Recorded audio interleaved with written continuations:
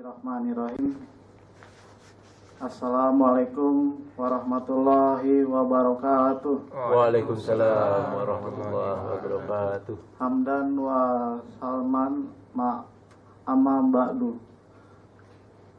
Pertama kami panjatkan puja dan puji syukur kehadiran Allah Subhanahu wa taala yang memberi kita nikmat, yaitu nikmat iman, Islam dan kesehatan, dan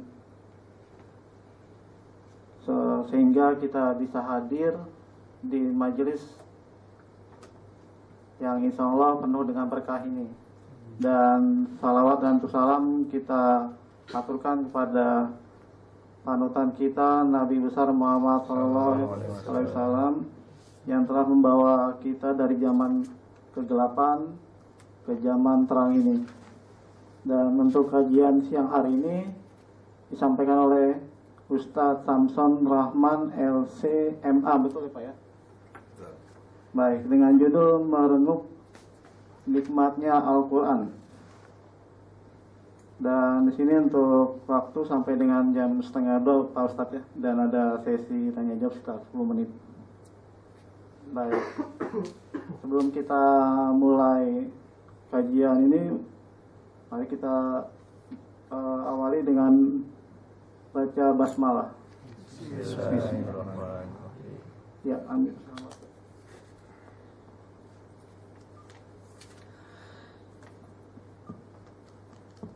Bismillahirrahmanirrahim. Bapak hadirin yang saya hormati dan saya cintai, Assalamualaikum warahmatullahi wabarakatuh. Waalaikumsalam warahmatullahi wabarakatuh. Alhamdulillahilladzi hadana lihadza wa ma kunna linahtadiya laula an hadanallah. Asyhadu an la ilaha illallah wahdahu la syarikalah wa asyhadu anna Muhammadan abduhu wa rasuluh alladzi arsalahu rahmatan muhdatan alamin. Alhamdulillah para shaimin yang dimuliakan Allah Subhanahu wa taala. Hari ini kita bersyukur kembali kepada Allah karena Allah memberikan karunia besarnya berupa Islam dan iman yang dipatrikan dalam dada kita semua. Sehingga kemudian dengan iman dan Islam itu kita bisa bergerak sesuai dengan aturan-aturannya. Kita menghindar sesuatu yang tidak disukainya. Dan ini tentu saja merupakan nikmat besar dan patut kita syukuri, karena tidak setiap orang bisa terhindar dari apa yang Allah murka dan bisa berburu apa yang Allah suka. Dan semoga di bulan Ramadan yang mulia kita mendapatkan taufik, hidayah, rahmat, barakah dari Allah Subhanahu wa taala, sehingga kemudian kita berhak untuk menjadi orang-orang disebut dengan al-muttaqin.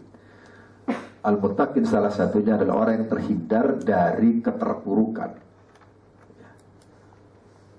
orang yang terjaga.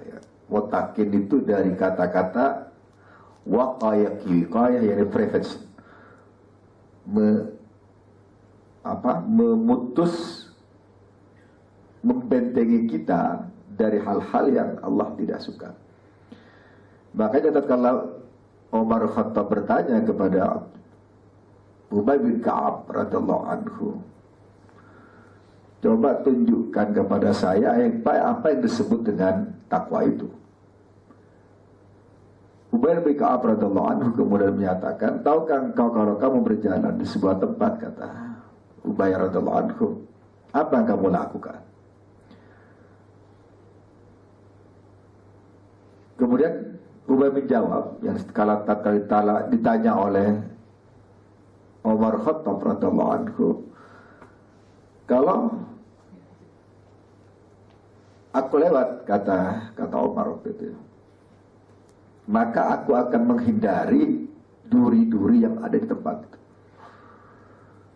Hadza huwa taqwa.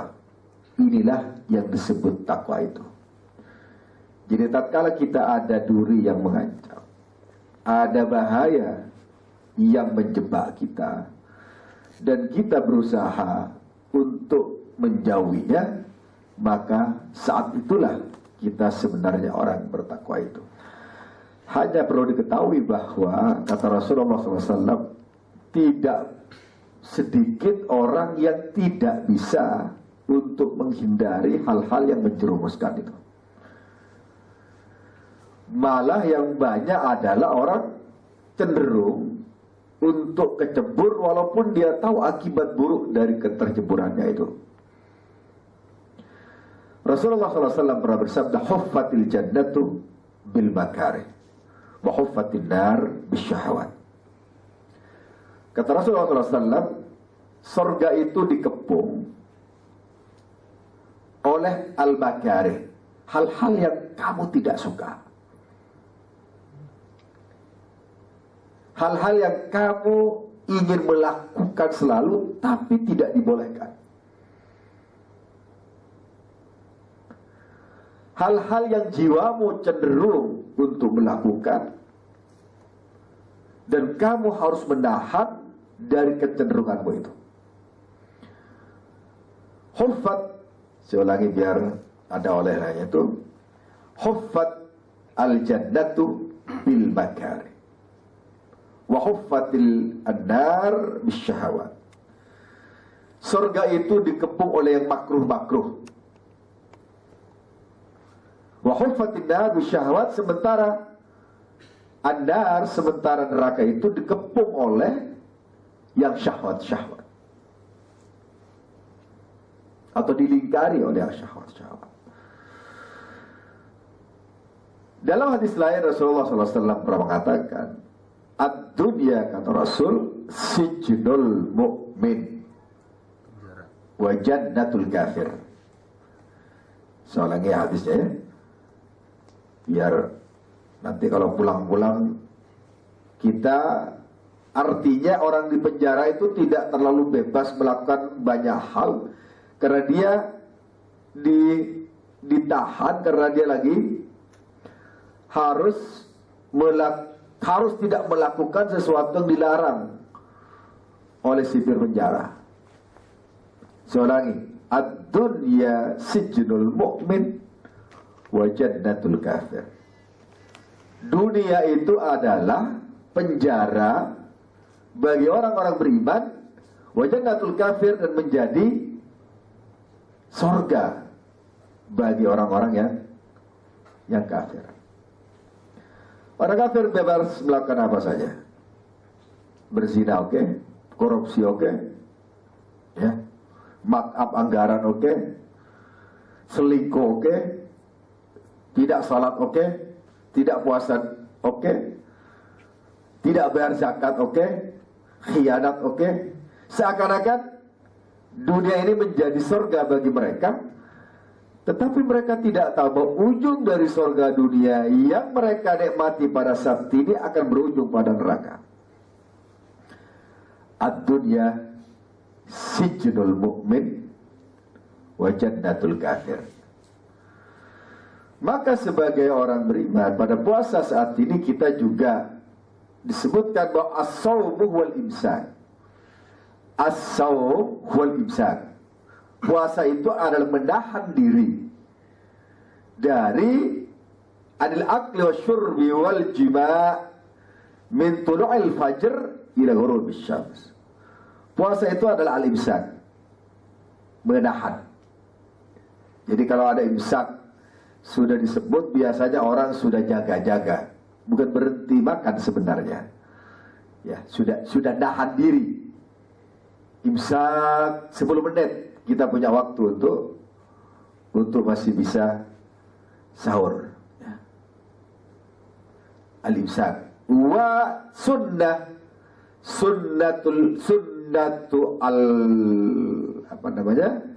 as-sahur, jadi takhir. Sunnah sahur itu kalau diakhirkan dan bukan diawalkan. Kalau jam 12 namanya bukan sahur, tapi makan tambahan. Ya. Saya sahur jam 12, bukan sahur. Sahur itu menjelang fajar. Wabil ashari hum yastaghfirun wal mustaghfirina bil ashar. Jadi orang-orang yang yang menahan dirinya, maka disebut dengan al-imsak. Al-imsaku anil akli wasyurbi wal jima'i min tulu'il fajr ila ghurubis syamsi biniyatin makhsusah atau bisyurutin makhsusah. Menahan diri dari makan dan minum dari terbitnya fajar dan jima, ya, dari terbitnya fajar sampai matahari tenggelam dengan syarat-syarat tertentu. Nah, puasa kita juga, hadirin hadirat rahimakumullah, sa'imin sa'imat, puasa kita itu dipastikan on the track. Banyak puasa kita yang nyimpang, yang di rel. Ada yang anjlok malah relnya itu. Ya, yang oleh orang-orang ulama, orang-orang ahli ilmu itu disebutkan jangan-jangan puasa kita puasa generik, puasanya anak jalanan. Ya, yang hanya tadi itu, yang tidak makan, tidak minum, tidak jima. Kalau itu kambing juga bisa puasa dari pagi sampai sore. Atau kita naik pada puasa kedua, yakni shaumul khawas. Puasa yang mata kita terjaga, kemudian mulut kita terjaga, telinga kita terjaga, kemudian kaki kita terjaga, tangan kita terjaga, perut kita terjaga, dan semua rongga tubuh kita berpuasa untuk tidak melakukan pelanggaran ilahiyah. Atau kita naik sedikit lagi pada puncaknya yang disebut shaum khawasil khawas, puasanya orang-orang yang betul-betul sangat spesial, extraordinary fasting. Orang yang puasanya sungguh di luar yang spesial, atau di atas yang spesial. Yang begini ini jarang. Yang begini jarang, ya. Orang yang sangat spesial itu VIP itu jarang. Yang hatinya sudah clean dan clear, bersih dari riya, ya, bersih dari sum'ah, bersih dari sombong, bersih dari takabur, bersih dari khianat. Pikirannya sudah husnudzan kepada Allah Subhanahu wa taala. Yang ini qillah, minoritas. Di antara kita mungkin banyak yang tidak mencapai ini, atau hampir semua di antara kita, karena ini sudah sangat-sangat tinggi posisinya. Orang yang tidak dengki, atau kadang-kadang kita masuk kepada level kedua, atau mungkin level paling rendah. Ngomongnya Masya Allah, ucapannya masih nyakitin orang, tatapan matanya masih menusuk jantung. Atau subhanallah, kadang-kadang kita tidak sadar bahwa kita puasa. Makanya kalau ada orang yang mencerca kita, mencela kita, merendahkan kita, apa kata kita itu? Ini shaim, aku lagi puasa, hari ini lagi puasa. Tapi kalau Syawal nanti silahkan bertaruh lagi. Nah, ini juga bermasalah. Jadi kalau puasa sekarang, ya puasa sampai nanti juga. Ini yang kita harus hati-hati. Sebab Rasulullah SAW ini sebagai pembuka pernah bersabda, kam min sa'imin laisa lahu min siyami illal ju' wal 'atash. Betapa banyak, kata Rasulullah SAW, orang yang puasa tapi tidak dapat apa dari puasanya, kecuali al-ju', kecuali lapar doang. Wa kam min qa'imin laisa lahu min qiyamihi illa as-sahar. Sementara pada saat bersamaan tidak banyak pula orang, kata Rasulullah, banyak pula orang yang qiyamul lail tapi dia tidak mendapatkan pahala dari qiyamul lailnya kecuali as-sahar, kecuali melek doang. Puasa sih puasa tapi nyerocos ngomongnya.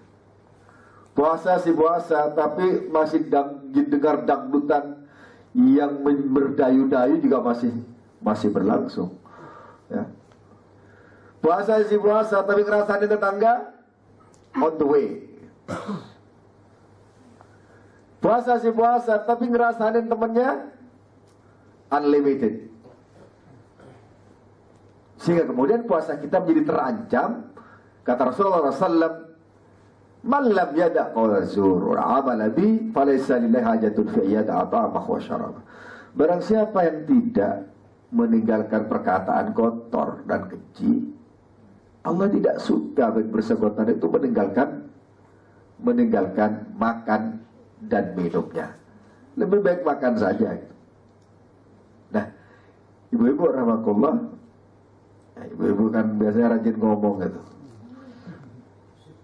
Dimanapun kita berada, biasanya rajin, kecuali di sini. Ini alhamdulillah sepi. Itu akan kelaparan ya. Ya. Siang ini kita akan bicara tentang Al-Quran. Al-Quran itu adalah kitab Allah ya, yang diturunkan kepada Rasulullah SAW untuk menjadi petunjuk. Alif Lam Mim, dzalikal kitabu la raiba fi, hudan lil muttaqin. Ini surat apa nih Pak? Al-Baqarah. Wati hafal kan? Ayat berapa? Ayat 2. Baru ayat 2 kita belum 100. Yang ayat 183 itu, ya ayyuhalladzina amanu kutiba alaikumus syiyamu kama kutiba alal ladzina min qablikum la'allakum tattaqun ayyaman ma'dudat faman kana minkum maridan aw ala safarin fa'iddatun min ayyamin ukhra wa 'alal ladzina yutiqunahu fidyatun ta'amu miskin wa man tatawwa khairan fahuwa khairul lah wa antasumu khairul lakum in kuntum ta'lamun. Setelah itu, nah, saya ingat setahun yang lalu juga nggak hafal ini. Sekarang nggak hafal juga. Nah, syahrul Ramadan alladzi unzila fihil Qur'an. Kalau apa namanya di ayat kursi ya, la ikraha fiddin. Ini ayat siap. Ayat siap itu dari 183 sampai 187. Saya punya istilah begini nih. Kalau saya kemarin ngisi pengajian di Tanjung Pinang, ada satu kata yang sekarang saya lagi expose, lagi ingin menimbulkan kesadaran kita. Kita ini menjadi muslim kontekstual, tapi tidak tekstual. Saya uraikan nanti sebelum kita lanjutkan tentang Al-Quran itu. Muslim kontekstual, tapi tidak tekstual. Ada juga yang Muslim tekstual, tapi tidak kontekstual. Yang saya maksud dengan Muslim kontekstual, tapi tidak tekstual, adalah seorang Muslim yang paham Islam secara global dan cukup baik pemahamannya, tapi kalau dia ditanyakan teksnya, itu gak bisa. Suruh keluar teksnya, gak muncul dia. Secara umum dia paham tentang Islam itu. Disebutkan rukun iman, rukun Islam, tahu. Tapi coba bagaimana bunyi hadisnya, bagaimana bunyi Qur'annya, itu tidak keluar. Ya, namanya Muslim kontekstual. Secara konteks dia paham. Misalnya kita bicara tentang membantu orang. Membantu orang itu wajib, gitu kan? Saling membantu itu wajib sesuai dengan Al-Quran. Al-Quran yang mana? Ngedrop kita. Misalnya wa ta'awanu 'alal birri wat taqwa wa la ta'awanu 'alal ismi wal 'udwan. Atau sebenarnya seorang muslim dengan muslim yang lainnya itu adalah bersaudara. Gimana bunyi ayatnya? Apa? Innamal mu'minuna ikhwatun fa'aslihu baina akhawaykum. Jangan bercerai-berai, karena Al-Quran dan hadis tidak menganjurkan atau tidak memperbolehkan. Menurut kita, di mana bunyi Qurannya? Kita tahu ini adalah ajaran Al-Quran, kan? Ini adalah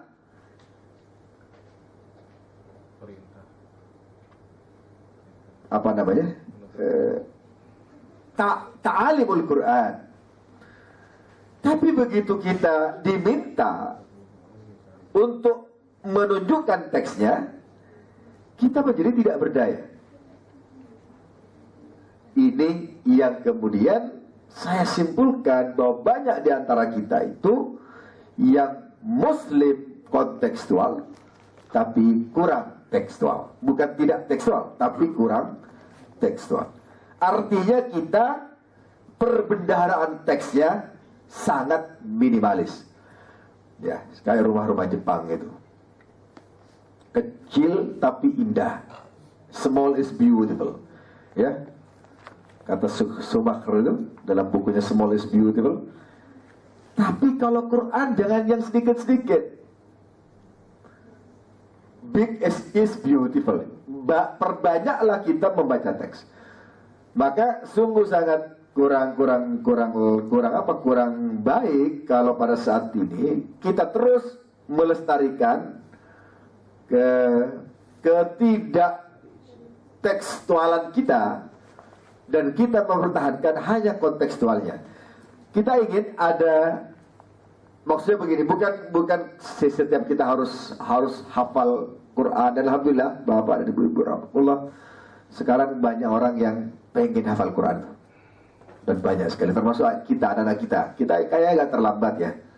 Sudah banyak sel-sel yang tidak aktif gitu, not responding gitu ya.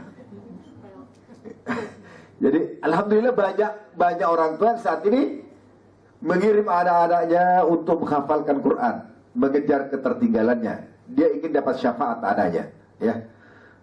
Nanti karena orang yang hafal Quran itu nanti di akhirat ayahnya dapat mahkota.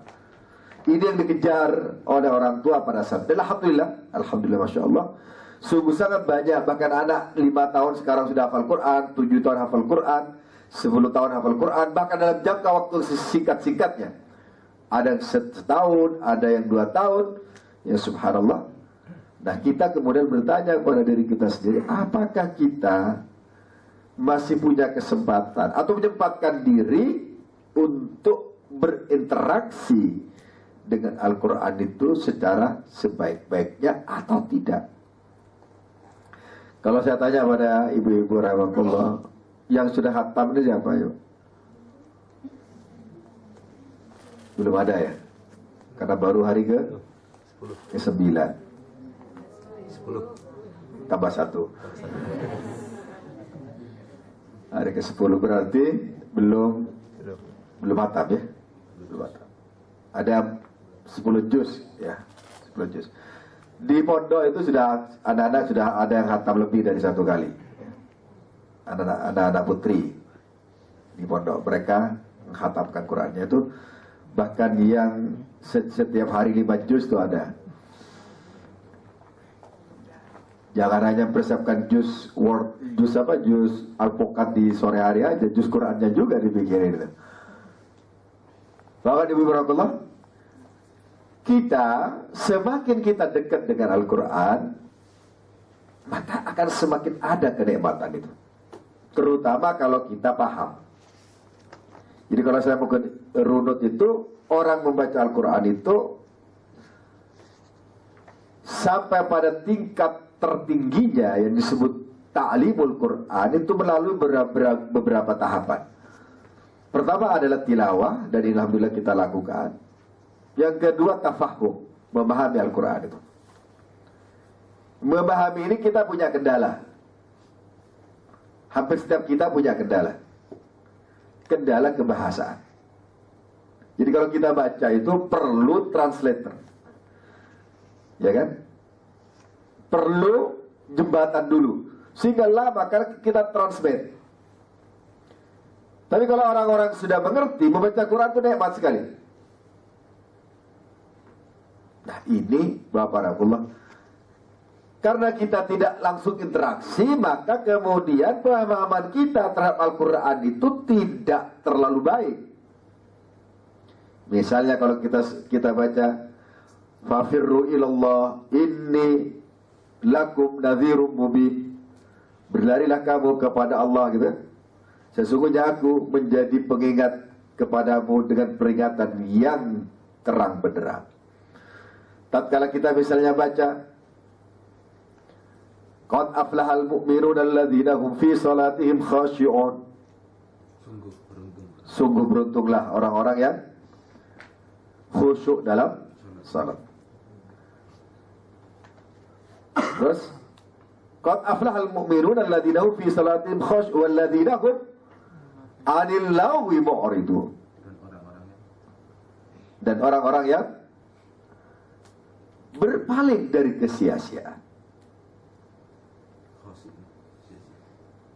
'Anil lagwi mu'ridun, al-lagw, walladzina hum lizzakati fa'ilun, dan orang-orang yang mengeluarkan zakat. Walladzina hum li furujihim hafizun, dan orang-orang yang menjaga kemaluan. Illa walladzina hum li furujihim hafizun illa ala azwajihim aw ma malakat aymanuhum fa innahum ghairu malumin. Faman ibtagha wara'a dzalik, maka sesungguhnya barang siapa yang mencari di belakang itu, yang diselingkuh.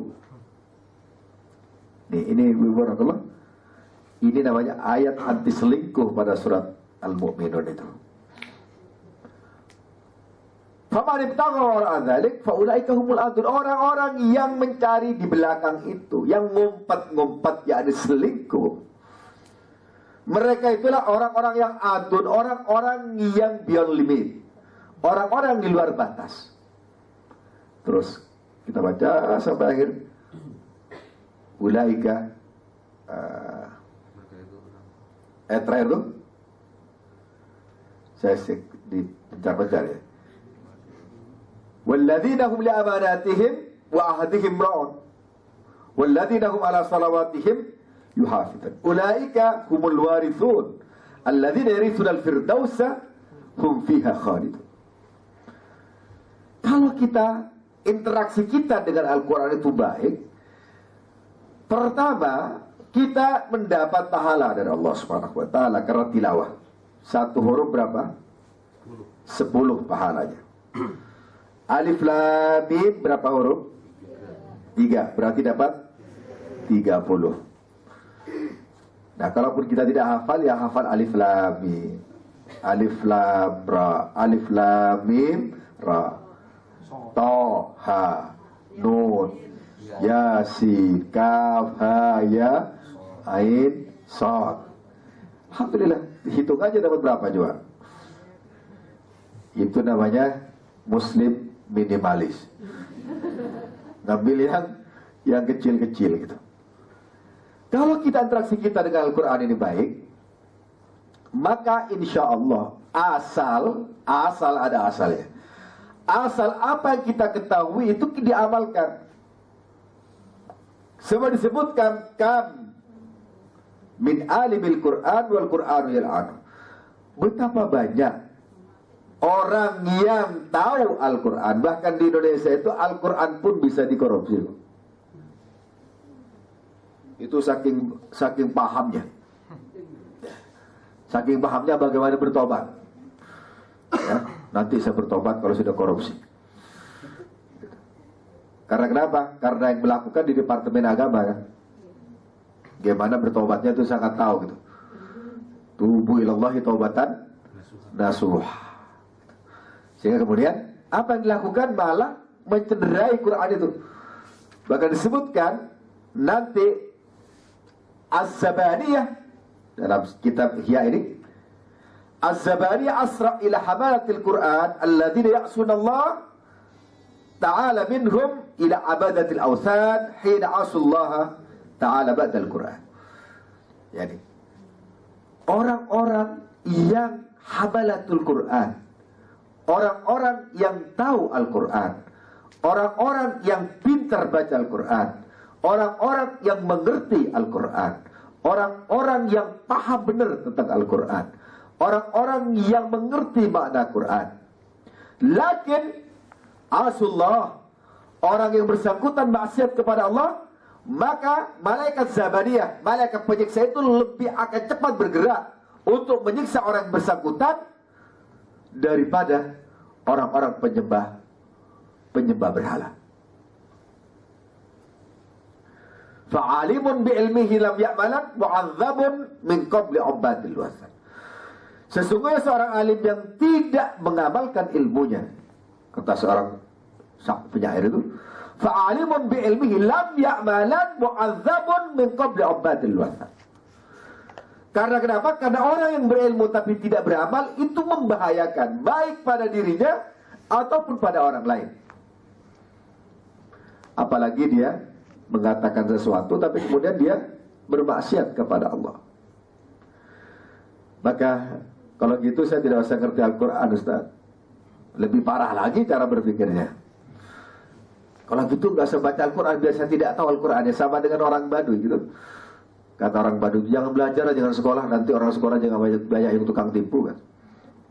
Ya, itu orang Baduy itu di Lebak itu, di tempat saya. Kenapa Anda nggak sekolah? Lihat aja katanya, orang pintar-pintar kan tukang tipu aja kerjanya. Kalau kami tidak tahu bagaimana menipu katanya. Ya, karena tidak tahu bagaimana menipu maka dia tidak bisa menipu. Nah, kita ini Bapak Rahmatullah dan Ibu terhormat, Sohibun dan Sohibat, kita pengen Al-Quran itu menjadi roh kita. Syahrul Ramadan alladzi unzila fihi Al-Quran hudan linnas wa bayyinatin minal huda wal furqan. Surat apa itu? Surat Al-Baqarah ayat 185.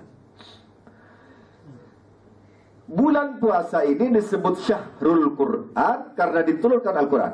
Inna anzalnahu fi Lailatul Qadr. Wa ma adraka ma Lailatul Qadr. Lailatul Qadri khairun min alfi syahr. Tanazzalul malaikatu ruh fiha bi'izni rabbihim min kulli amr. Salamun hi hatta matla'il fajr.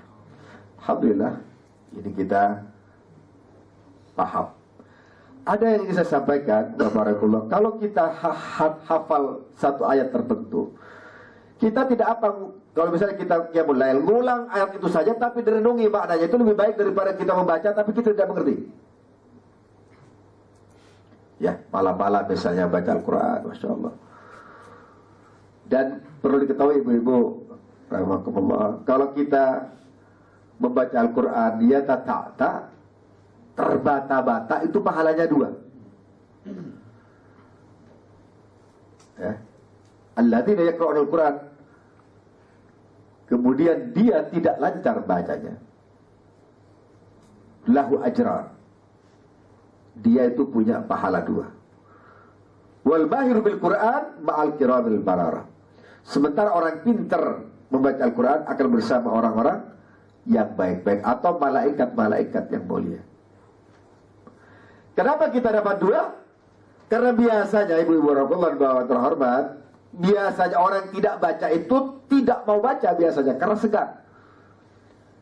Tuh, gimana saya bacanya gitu. Kalau ngaji ketahuan. Makanya kadang-kadang ada orang yang tidak mau ngaji bersama, itu takut ketahuan dia tidak bisa ngaji kan. Malu rasanya. Malu yang tidak tepat gitu. Apalagi tidak dilanjutkan dengan belajar.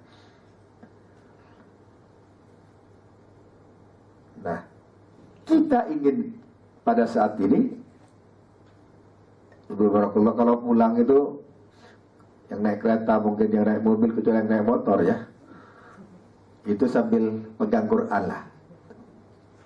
Pegang dibaca maksudnya, jangan dipegang doang. Apalagi yang sekarang kan ada smartphone itu, Jangan jadikan smartphone jadi stupid person gitu itu. Ya. Kita gunakan, kita baca sampai ngantuk. Nah, kalau ngantuk baru berhenti. Jangan ngantuk masih baca. Baca. Biar distinktif kita itu ada bedanya dengan yang lain.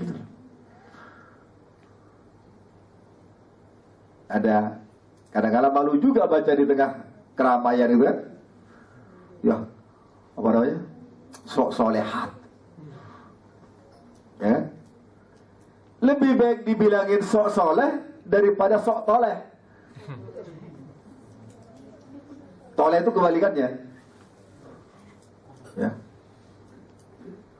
Lebih baik kita dirasanin orang karena kesolehan kita daripada dirasanin orang gara-gara ketolehan kita. Baca saja sampai ngantuk. Nah, mending sambil apa? Sambil ngirit waktu, kemudian sampai ke rumah sudah dapat 1 juz mungkin. Kalau 1 jam itu bisa 2 juz loh. Yang lancar bacanya. Kalau nggak lancar ya mungkin 1 juz.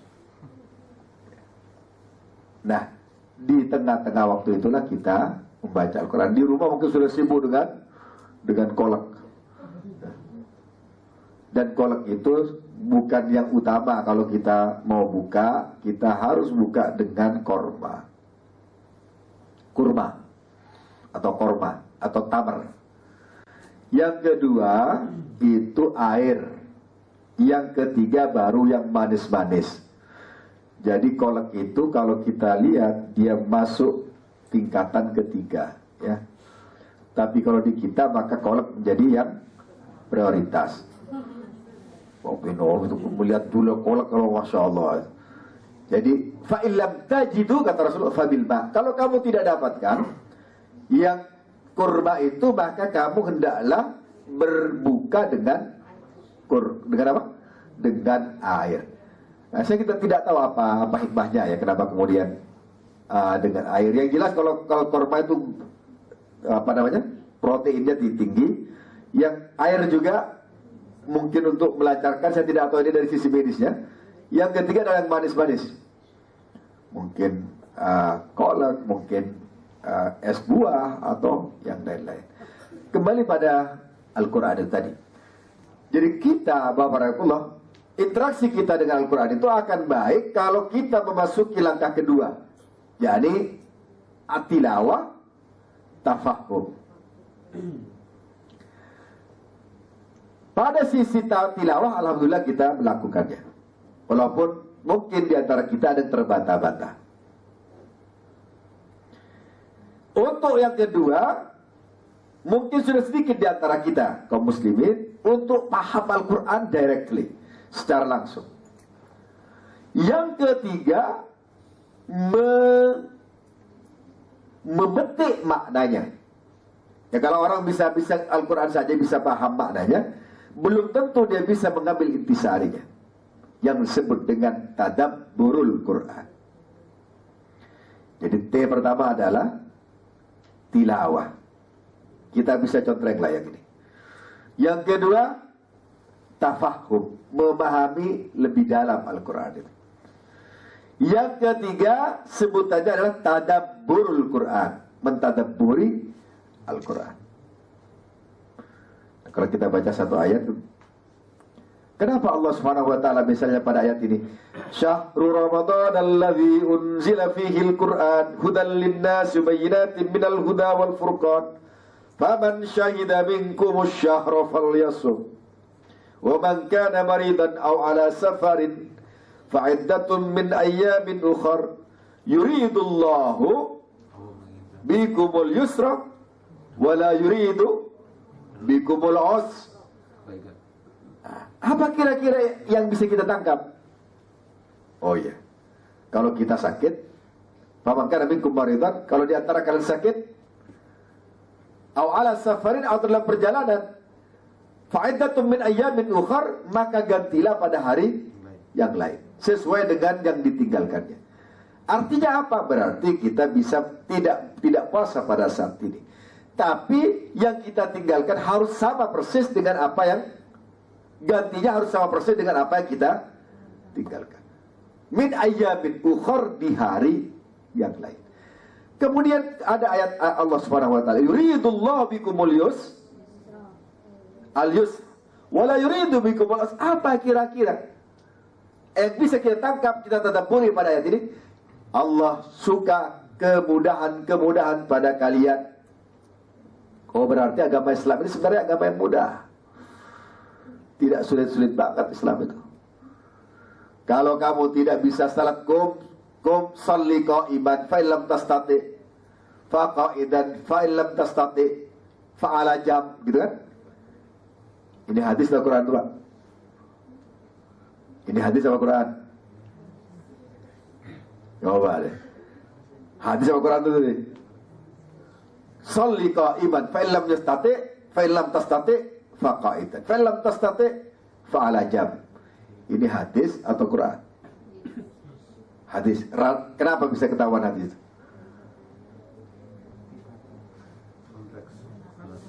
Bahasanya tidak seindah Al-Quran. Atau saya bilang al-fil wa ma adraka mal fil khurtumuhu tawil. Ini Quran atau hadis? Hadis. Coba ya.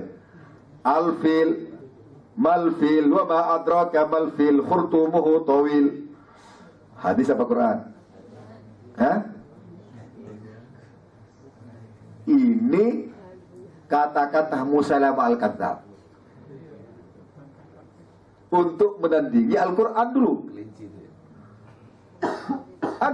Gajah. Nah, nanti barangkali kalau kita makanya begini, kalau kita tidak paham, ada imam yang baca Bismillahirrahmanirrahim, al-fil wa ma adraka mal fil khurtumuhu tawil, Allahu Akbar. Padahal dia sedang baca kata-kata Musailamah al-Kadzdzab, nabi palsu. Tapi karena kita tidak mengerti, dikiranya Al-Quran. Nah, ad-difda a'laki fil fawq wa tahtaki fis sama, wa tahtaki fil ba. Kodok, tahukah engkau kodok? Apa itu kodok? Bagian atasmu di atas air dan bagian bawahmu menyentuh air. Nah, ini saya sampaikan adalah interaksi kita dengan Al-Quran karena tidak banyak, maka kadang-kala kita tidak peka bahwa itu adalah bagian dari Al-Quran atau bukan dari Al-Quran. Maka ada program namanya Odoj itu, ya, one day one juice. Ada banyak ikut sini ya, Insya Allah. Ada yang ikut kan? Ada nggak? Atau nggak usah ikut, tapi baca sendiri nggak apa-apa. One day one juice. Satu hari satu jus. 24 jam, 24 hours one juice. Sebenarnya gampang. Kalau kita bisa setiap sholat 4 halaman, maka satu hari kita bisa satu juz. Yang saya ingin sampaikan warahmatullah dan ibu-ibu terhormat, pada bulan Ramadan ini sentuhan kita kepada Al-Quran hendaklah lebih banyak dan lebih sering. Sehingga kemudian kita dapat apa? Wa nunazzilu minal Qur'ani ma huwa shifaa'un wa rahmatun lil mu'minin. Kata Allah. Dan kami turunkan dari Al-Quran itu ma huwa shifa' wa rahmatun lil mu'minin. Kami turunkan kepada Al-Quran ini, kami turunkan Al-Quran ini yang menjadi penyembuh. Wa rahmatun lil mu'minin, dan menjadi rahmat bagi orang-orang beriman. Subhanallah. Syifa apa? Syifa'ul qalb. Orang yang baca Al-Quran itu bisa sembuh jiwanya karena dia mengerti. Wala tahinu wala tahzanu wa antumul a'launa in kuntum mu'minin. Ada dalam Al-Imran. Apa maknanya itu? Wala tahinu, janganlah kamu underestimate. Janganlah kamu merasa hina. Janganlah kamu merasa tidak berdaya. Wala tahzanu, janganlah kamu bersedih. Kenapa katanya? Wa antumul a'launa, dan kalian semua sesungguhnya adalah orang-orang yang a'launa, yang paling tinggi. Tapi dengan syarat in kuntum mu'minin, kalau kalian semua betul-betul beriman kepada Allah. Wah, kalau gitu saya tidak mesti sedih. Ya. Tidak mesti berlama-lama sedih. Tidak mesti berlarut-larut dalam kesedihan tatkala kita ditimpa kesusahan.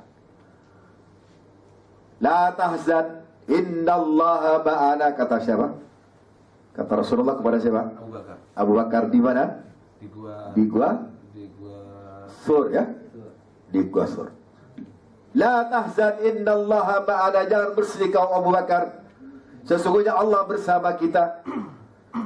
Jangan sedih kalau suatu saat nanti tidak mudik misalnya, ongkosnya nggak cukup, ya, nggak dapat gaji ke-14 seperti PNS. Sekarang alhamdulillah nanti ada gaji 15 lama-lama itu. Ya, sekarang gaji 13, gaji 14 sebarengan sama THR. Ya. Waduh, katanya sedih. Ya. Ketika kita sedih, alihkan kesedihan itu menjadi sesuatu yang positif. Yang di Jakarta misalnya, sedih gak bisa mudik, jalan aja di Jakarta, jalan aja. Wah, lengang banget ya, gitu kan? Nikmat Jakarta, gak ada penghuninya. Coba seperti ini terus untuk bisa menghibur. La tayasu min rauhillah, innahu la yayasu illal qaumul min rauhillah illal qaumul kafirun. Janganlah kamu putus asa dari rahmat Allah itu. Innahu la yayasu min rauhillah, sesungguhnya tidak akan pernah putus asa dari rahmat Allah itu illal qaumul kafirun, kecuali orang-orang yang kafir. Jangan sedih kalau nanti tidak dibeliin baju oleh suami, atau yang manja oleh istri gitu. Ada suami yang manja minta dibeliin sama istrinya. Ada suami manja itu. Karena kenapa? Karena nggak kuat beli sendiri. Kalau yang bagus-bagus. La tayasu min rauhillah. Janganlah pernah kita putus dari rahmat Allah itu. Apa yang kita dapatkan dari Al-Quran, karena interaksi kita menjadikan kita bahagia. Bahagia. Wala tahzanu, innal ladzina qalu rabbuna Allah, gitu kan? Apa katanya? Tsumma istaqamu fala khaufun alaihim wala hum yahzanun. Sesungguhnya orang-orang mengatakan rabbuna Allah, Tuhan kami adalah Allah. Tsumma istaqamu, kemudian dia istiqamah on the track. Fala khaufun, maka dia tidak pernah takut. Fala khaufun alaihim wala hum yahzanun, dan tidak pula pernah bersedih. Wah, kalau gitu apa saya harus sedihkan ini? Berarti di dunia ini harus kita nikmati. Kita kembali kepada sabda Rasulullah SAW. Ad-dunya sijnul mu'min wa jannatul kafir. Ya, huffati al-jannatu bil makarih wa huffatin naru bisyahawat. Kita subhanallah tenang saja. Berkat apa? Berkat interaksi kita dengan Al-Quran. Hati yang di dalamnya tidak ada Al-Quran, kata Rasulullah SAW, al-jawful ladzi laysa fi Quran kal baitil kharibi. Hati yang di dalamnya itu, atau dada yang tidak ada di dalamnya Al-Quran, hafalan Al-Quran atau nilai-nilai Al-Quran, kal baitil kharibi, sama dengan rumah yang rusak. Makanya Pak, saya inginkan nih dari tempat ini, ambil kita zikir Al-Quran terus sedikit. Kita amalkan. Misalnya apa? Rabbana zalamna anfusana wa lam taghfir lana wa tarhamna lanakunanna minal khasirin. Amalkan. Walaupun mungkin tidak banyak yang kita hafal, tapi lebih baik satu atau dua, tetapi kita amalkan terus, sehingga kemudian ucapan kita menjadi tajam. Rabbana hablana min azwajina wa dhurriyyatina qurrata a'yun waj'alna lil muttaqina imama. Atau mungkin Rabbana ighfir lana wa li ikhwanina alladhina sabaquna bil iman wa la taj'al fi qulubina ghillan lil ladzina amanu innaka antat tawwabur rahim. Rabbana misalnya awzi'na an nashkura ni'mataka allati an'amta alaina, dan seterusnya yang kemudian kita amalkan. Dan jangan lupa, jangan lupa kalau sholat dipastikan berdoa. Dan doa yang paling baik itu adalah doa yang ma'thur dari Al-Quran ataupun hadis. Atau mungkin Allahumma malikal mulki tu'til mulka man tasha wa tanzi'ul mulka man tasha wa tu'izzu man tasha wa tudhillu man tasha biyadikal khair innaka ala kulli syai'in qadir. Tulijul laila fil nahar wa tulijul nahara fil lail wa tukhrijul hayya minal mayyit wa tukhrijul mayyita minal hayy wa tarzuqu man tasha bighairi hisab. Kita, saya dan bapak dan ibu-ibu kalau pengen banget hafal Quran itu, Ustaz nggak bisa-bisa nih, gimana? Hambatannya adalah karena kita jarang membaca Al-Quran. Ingin hafal tapi tidak pernah membaca, ya jauh. Ingin hafal tapi tidak semangat. Ingin dapat kesembuhan jiwa, tapi kita tidak dekat dengan nilai-nilai Al-Quran. Makanya kemudian urutan keempat adalah at-tatbiq. Tilawah, tafahum, kemudian apa? Tadabbur, kemudian tatbiq. Tatbiq itu adalah aplikasi dari apa yang telah kita baca. Misalnya begini lah Pak, yang paling gampang itu kalau kita habis Jumatan, gimana rata-rata kita itu kalau puasa? Tagoler kan? Rebahan, bukan rebahan iya.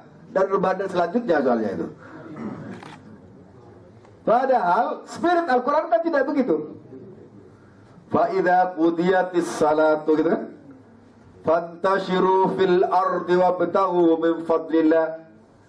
Kalau Jumatan telah usai, maka menyebarlah kamu seluruh bumi, seluruh penjuru bumi.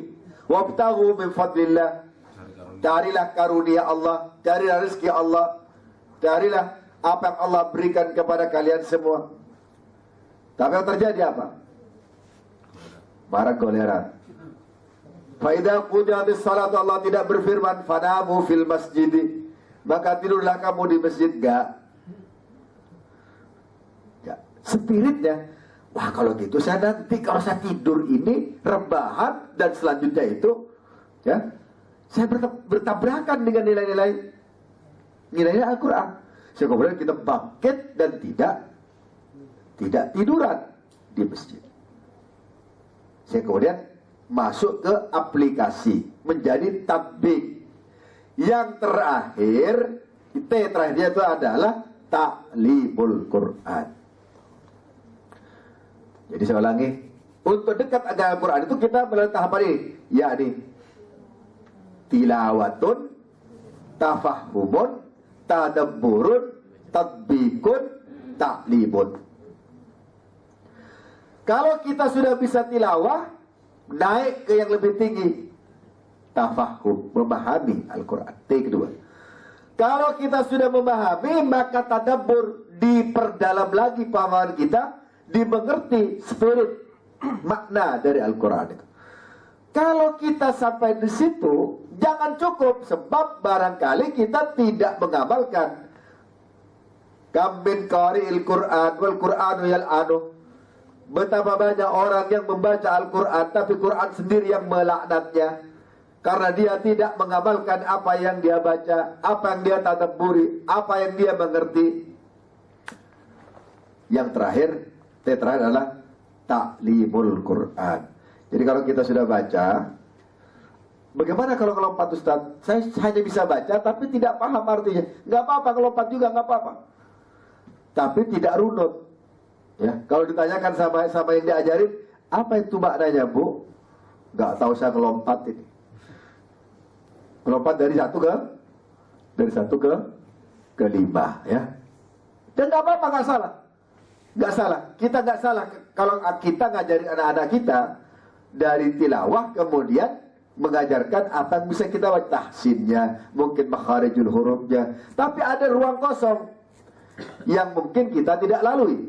Mungkin tapi kita oke ya, sholat, diajarkan sholat, kita sholat, dan seterusnya dan seterusnya. Tapi kemudian ada 2 langkah kita tidak lalui. Pertama adalah tafahumul Quran, kemudian tadabburul Quran. Bapak Ibu Rahmatullah, semoga Allah Subhanahu wa taala memberikan jalan keluar bagi kita semua atas ketidakgairahan kita kadang-kala untuk membaca Al-Qur'an itu. Karena kita mungkin tidak tahu, ya, tidak tahu pahalanya, tidak tahu faedahnya, tidak tahu bagaimana nikmatnya tatkala kita membaca Al-Qur'an. Alhamdulillah sekarang banyak banget sarananya.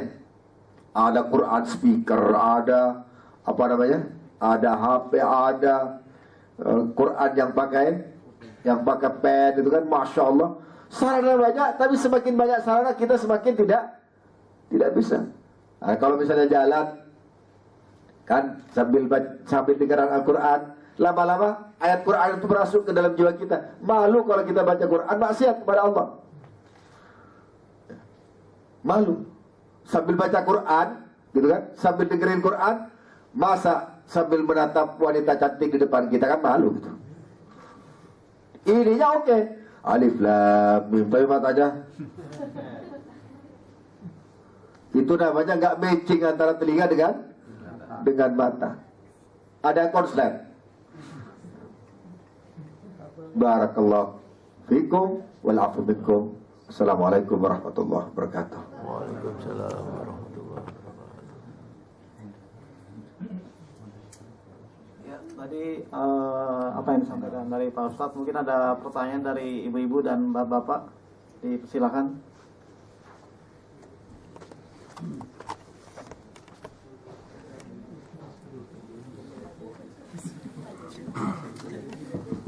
Assalamualaikum warahmatullahi wabarakatuh.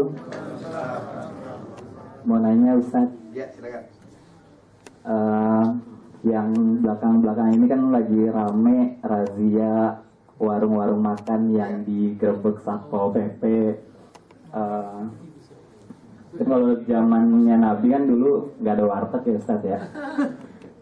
Maksudnya Islam mengatur untuk seperti warung-warung warung makan yang buka siang hari dan lain sebagainya seperti apa gitu. Kalau misalkan dikiaskan dengan zaman Nabi dulu, memang dasarnya kan kalau berpuasa menahan diri, maksudnya pengendalian diri dari kita. Cuma faktor lain misalkan emang niatnya kita puasa nih, tapi kalau misalkan lewat depan warteg yang tadi niatnya puasa, nyium jengkol sedikit jadi tergoda misalkan kayak gitu, itu kan perlu kayak gitu juga. Sama kayak pesan Bang Nabi juga kan, kejahatan bukan karena ada niat pelaku tapi juga karena ada kesempatan, mungkin istilahnya seperti itu. Nah, bagaimana Islam mengatur kondisi yang demikian gitu, terutama di bulan puasa.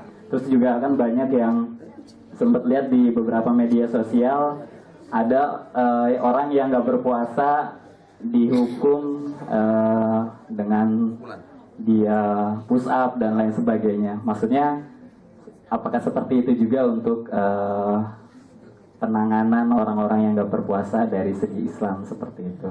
Terima kasih. Wassalamualaikum warahmatullahi wabarakatuh. Waalaikumsalam.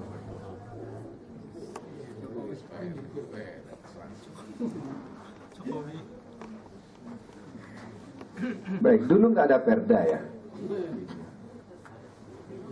Yang kedua nggak ada warteg. Yang ketiga nggak ada bunia waktu itu di zaman Rasul. Jadi perda itu sebenarnya hanya mengatur bagaimana menertibkan saja, dan orang tetap bisa masak setelah zuhur dekat-dekat ke asar ya. Tapi kalau demonstratif itu kan mengganggu suasana istilahnya kan, mengganggu. Ya tadi kalau kita lihat apa namanya lewat bau jengkol kita kan tersenggol juga itu ya. Apalagi yang memang jago jengkol, walaupun jengkol itu makruh loh ya. Makruh itu tidak, malaikat ragu-ragu akan dekat pada yang makan jengkol itu. Karena dia lebih nyengat daripada bawang merah, bawang putih saja itu malaikat nggak mau gitu mendekati, apalagi jengkol. Jadi bagaimana caranya? Apakah boleh diperdakan? Itu yang persoalannya adalah boleh saja. Tapi karena orang ya ini orang tamak kadang-kala pada hartanya itu, maka dia kemudian akan tetap buka walaupun di siang hari. Makanya orang puasa itu ada 4 modelnya. Pertama, ada orang yang marhaban, ada orang yang marhaban. Marhaban itu ketakutan kalau ada puasa datang. Ya, ada yang marhaban pakai ha, ada yang marhaban yang pakai ha. Irhab itu teroris. Ya. Ada orang yang datang puasa ini kan gembira, saya dapat pahala gitu kan. Ada orang yang puasa datang, tuh puasa lagi nih, nanti jualan saya nggak laris. Tapi ada orang-orang tertentu tuh kalau dia datang puasa maka tokonya ditutup total, bukan makanan, karena dia khusus untuk beribadah. Nah, langkah tengah seperti itu sebenarnya sudah bagus ya. Misalnya tidak boleh di siang hari, menjelang sore juga sudah. Atau yang bersangkutan tidak makan di situ, di rumahnya nggak apa-apa, asal tidak mengganggu pada yang lain kan. Dia beli di tempat itu, kemudian dimakan di rumahnya, tidak akan diapa-apain kok. Dan tidak ada hukum khusus tentang orang yang puasa. Orang puasa itu kalau meninggalkan puasa apa hukumannya? Apa?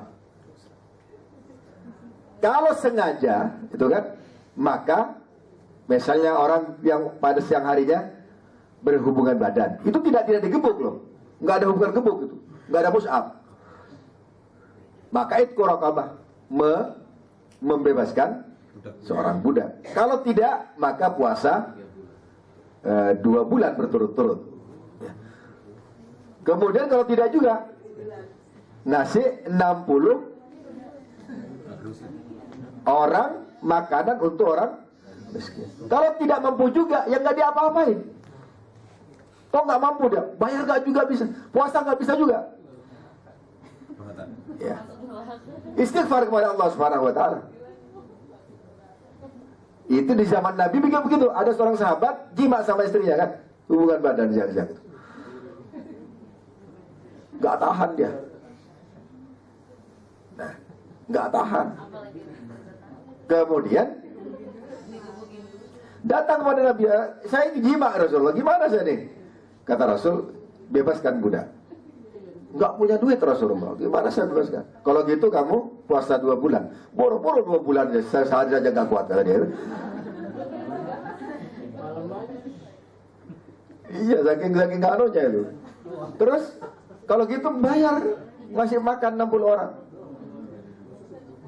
Boro-boro ngasih makan 60 orang ya Rasulullah. Makan sendiri aja nggak kuat kata dia itu.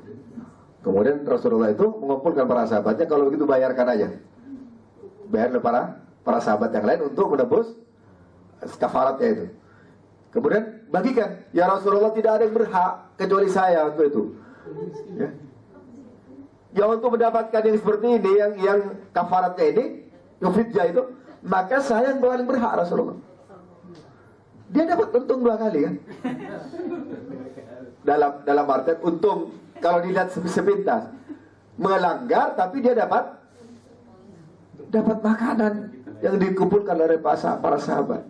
Tapi kemudian jangan coba-coba di antara kita seperti itu, karena kita mampu ya, karena kita mampu.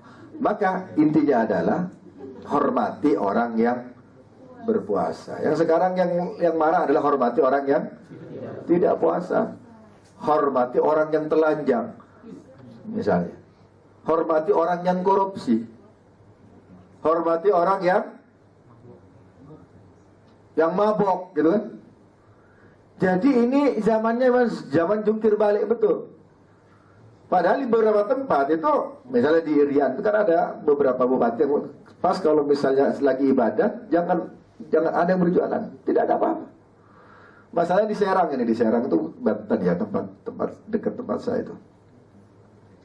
Artinya begini, sebenarnya mengatur untuk kebaikan itu tidak apa-apa, dan itu hak setiap warga negara untuk mengatur, terutama di penguasa pada di tempat itu. Nah, gimana? Apakah harus di push up? Enggak, jangan di push up. Sudah ada ketentuannya. Yang tidak puasa, bagaimana kalau dia sengaja? Maka dia harus membayar kafarah, ngasih makan 60. Atau kalau tidak, mengganti pada bulan yang lain. Jangan dijemur misalnya ya. Jangan dijemur. Kasihan sudah tidak puasa dia dijemur. Tapi kalau demonstratif bagaimana? Atau mengatakan puasa tidak wajib, itu baru berbeda hukumnya. Nah, ini yang baru patut kita berbeda dengan misalnya zina. Itu kan ada hadnya, ada hukuman pastinya, karena dianggap tindakan kriminal. Bagaimana kalau orang tidak sholat? Gitu?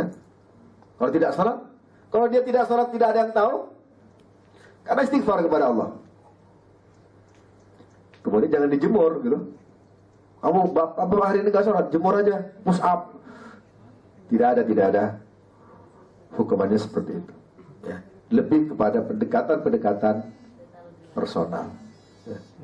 Baik, ini jadi kalau perda itu atau buka warung sebenarnya adalah aturan manusia yang harus kita hormati, karena itu adalah hak setiap penguasa di tempat itu untuk mengatur ketertiban publik.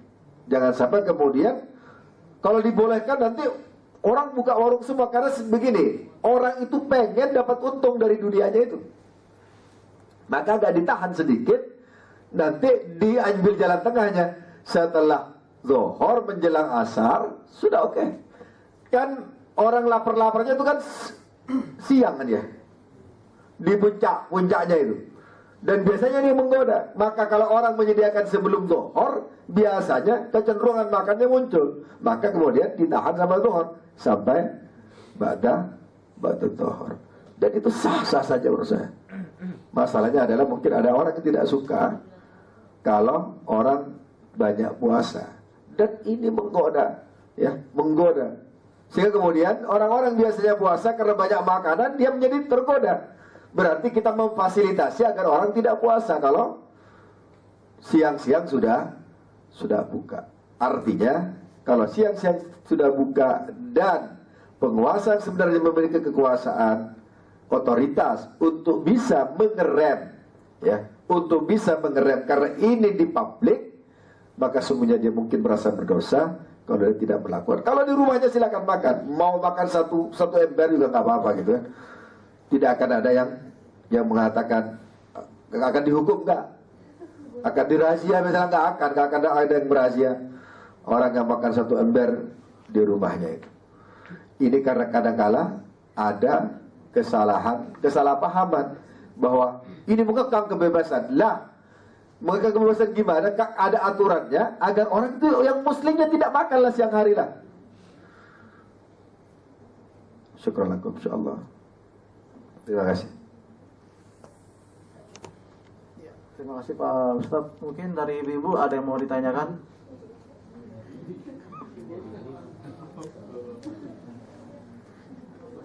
Dari bapak-bapak? Silakan ibu.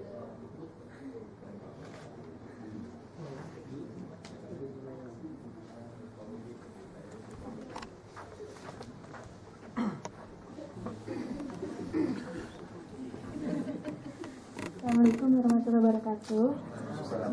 Pak Ustadz, tadi yang terakhir untuk yang membaca Al-Quran, maksudnya dia malah dilaknat sendiri, itu maksudnya gimana ya Ustadz ya? Ya. Baik, saya mau jawab ya, nggak usah baik, kayak kedengeran. Kam min qari'il Qur'an wal Qur'anu yal'an. Maksudnya adalah betapa banyak orang yang membaca Al-Quran tapi dia tidak berniat untuk mengamalkannya. Dia tahu Al-Quran mengajarkan agar tidak selingkuh misalnya kan, tapi dia rajin selingkuh, rajin baca Al-Quran juga, ya, rajin selingkuh juga gitu. Maka Al-Quran ini nggak suka dengan cara seperti ini nih. Artinya dia kena laknat dari pengetahuan yang ada dalam Al-Quran, tapi dia tidak melaksanakannya. Bukan orang membaca Quran kemudian dilaknat. Dia tahu Al-Quran mengharamkan, wala taqrabuz zina innahu kana fahisyatan wa sa'a sabila. Jangan mendekati zina karena sungguhnya zina itu kerja keji dan jalan yang paling buruk. Tapi dia terus ya mendekati zina, buka situs-situs porno, gitu. Atau mungkin yang ibu-ibu nih, dulu pernah jatuh cinta pada seseorang, sekarang di Facebooknya masih ada, dilihat lagi ya. Gitu kan? Gitu kan? Iya ada itu. Ada tuh bukan di sini insyaallah. Ada, dilihat lagi, waduh, andai kata aku jodoh sama dia dulu. Ini yang disebut dengan kam min qara'il Quran wal Qur'anu yalan. Dia baca Al-Quran, dia tahu bahwa ada larangan, tahu dia bawa ayat suruhan, tapi dia sama sekali tidak peduli dengan larangan dan suruhan itu. Baru kemudian dia kena laknat Al-Quran. Bukan kita membaca kemudian terlaknat, tidak.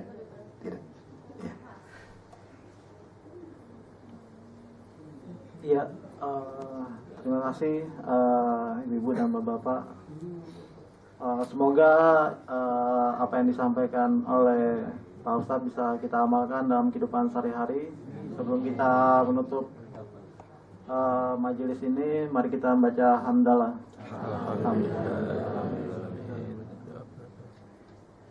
Bismillahirrahmanirrahim. Alhamdulillahirabbil alamin. Wassalamu ala asyrafil anbiya'i wal mursalin sayyidina Muhammad wa ala alihi wa ashabihi ajmain.